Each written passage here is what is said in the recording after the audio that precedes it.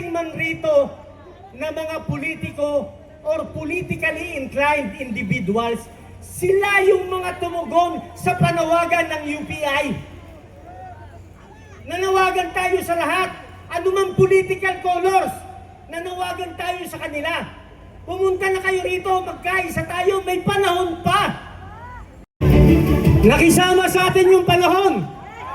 Maraming salamat sa inyong lahat. Marami akong binabasa kanina ang sabi, ayan na naman yung mga nagraraling mga epal. Ayan na naman sila, wala naman mangyayari sa rally. Kung titigil tayo sa pagsigaw, lalong magpupunyagi ang mga magnanakaw. Mabilis lang po ito, kayo ang mamimili. Hindi na natin i-discuss ang malalim na problema ng bansa dahil halos lahat tayo sa buong Pilipinas alam na ang problema. Ang pag-usapan natin ngayon, solusyon. Kailangan magkaisa tayo sa solusyon. Paalala, kung may darating man rito na mga politiko or politically inclined individuals, sila yung mga tumugon sa panawagan ng UPI. Nanawagan tayo sa lahat, anumang political colors, nanawagan tayo sa kanila. Pumunta na kayo rito, magkaisa tayo, may panahon pa. So ulitin ko, kung may dumating man na politiko, liberal man yan, DDS man yan, anuman political party yan, tatanggapin natin kung naniniwala sila sa pinapakipaglaban natin. Meron akong ilalatag sa inyo na 5 solusyon from wars to fair ways. Ibig sabihin yung wars, mamimili tayo. Number 1 na solusyon, patayin natin lahat ng masama sa bansa ito. Illegal. Illegal yun. May advantage, may disadvantages.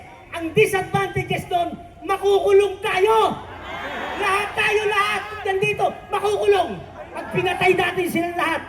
Ang advantage, hindi na tayo maghahanap ng matutulugan. Hindi na tayo maghahanap ng makakain araw-araw. Libre!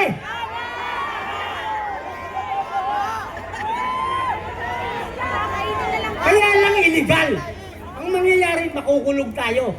Pero wala pang nangyari sa history ng buong mundo na 130 million na tao na kulong.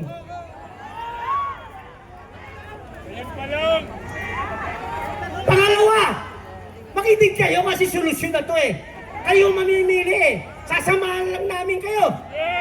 Pangalawang solusyon, naghanap ang UPI. Luzon, Visayas, Mindanao. Dahil kwento ng mga lolo natin, mga nanay natin, nung unang panahon, kapag may kaaway ka, ipakula mo.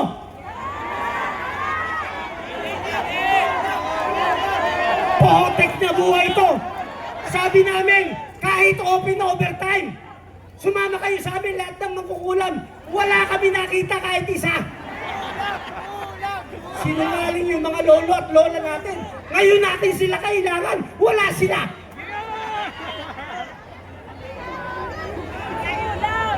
May kulam. Ngayon, kung meron lang makukulam rito, isa lang panalangin namin. Kulamin po ninyo lahat ng magnanakaw at sumuka sila ng maleta na tig 50 kilos.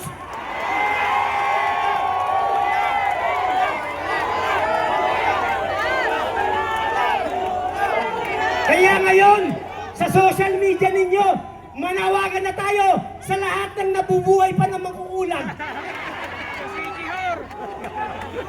Baka may buhay pa. Ayos! Makinig kayo kasi solusyon na yung binibigay ko eh. Mamimili lang tayo eh. Pangatlong solusyon, sinabi na kanina, arestuhin natin at ikulong lahat ng masasama sa bansang ito.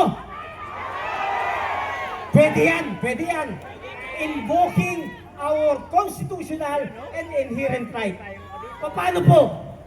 nananawagan tayo sa executive. Wala na tayong maasahan. Bangag sila lahat. Nanawagan tayo sa legislative branch, Congress, Senado. Ayaw nilang imbestigahan yung flood control. Gusto nila impeachment at ipakulong yung nagsasabi ng katotohanan. Sa judicial branch naman, wait and see sila. Yung iba nababayaran. Ang problema natin, hindi naman lahat. Hindi lahat. Pero yung nasa taas ng mga general ng PNP at AAP, tumanggap rin. Kanino pa tayo hihingin ng tulong? Kay Superman at Batman? Pag wala na tayong matakbuhan, sama-sama tayo, arrestin natin sila lahat. Ngayon na! Ngayon na! Ngayon na! Kailangan lang, sabi ko 5 eh. Ngayon na! Kailangan natitira yung solusyon. Eto, magugustuhan nyo. Eto, epektibo ito. Pang-apat. Gusto nyo marinig? Ipanalangin natin lahat. Milyong Pilipino. Araw-araw manalangin tayo. Mamatay na lahat ng magnanakaw sa bansang ito. Araw-araw tayo magdasal. Kung sila, hindi sila nabibigay. Hindi sila nakikinig. Ayaw nilang tingnan ang paghihirap ng bansa. Baka yung langit marindi sa atin at sundin yung panawagan natin. Ulitin ko, araw-araw, milyong Pilipino manalangin, mamatay na lahat ng magnanakaw. Ngayon na! O, simulan natin ngayon, ha? Sabay-sabay tayo. Sabi nila, masamang manalangin ng masama sa kapwa. Paano naman yung kapwa gumagawa ng sukdulang sama? O, manalangin tayo. Iba-iba man relihiyon natin. Palagay ko, papakinggan tayo ng langit. Papakinggan tayo ng langit, pero susunduin sila ng impyerno. Ilan na lang, ilang solusyon na lang. Mabilis na ito, kasi patapos na tayo eh. Last! Linggo-linggo tayo magrarally hanggang dumami tayo para yung step 1, yung option 2, option 3, option 4 magawa natin. Linggo-linggo magrarally tayo. Ay pa kayo. Last! Panawagan ko kay General Romeo Browner, Sir! Ilang araw, retired ka na. You will go down in history na isa kang kurap at sumusuporta sa mga tiwaling opisyal ng gobyerno. Bago po ako magtapos, ang sabi niya maraming beses, hindi kami bulag, hindi kami pipi, hindi kami bingi. Hindi tayo naniniwala. Salita lang niya yun.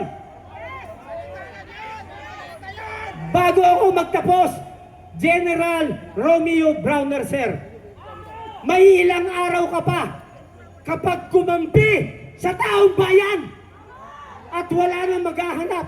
Kung meron man ng tinanggap mong maleta, tabla-tabla na tayo. Kampihan mo lang ang taong bayan. Ikaw ang natitira na payapang paraan. Makinig ka sa sigaw ng taong bayan. Kung hindi ka bulag, kung hindi ka pipe, hindi ka bingi. Actually, marami na akong pinatay na congressman. Sinaksak ko sa kalangala. Sinaksak ko sa puso. Marami senador rin. Hinalukay ko yung bituka. Sinaksak ko. Pinugutan ko ng ulo. Lahat ng mga masasamang magnanakaw. Ang dami kong napatay. Putang ina. Nakagat lang ako ng lamok. Nagising ako. Marami pong salamat sa lahat.